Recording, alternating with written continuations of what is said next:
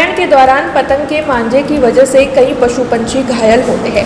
ऐसे में इन पशु पंछियों के इलाज के लिए करुणा अभियान गुजरात भर में चलाया जा रहा था।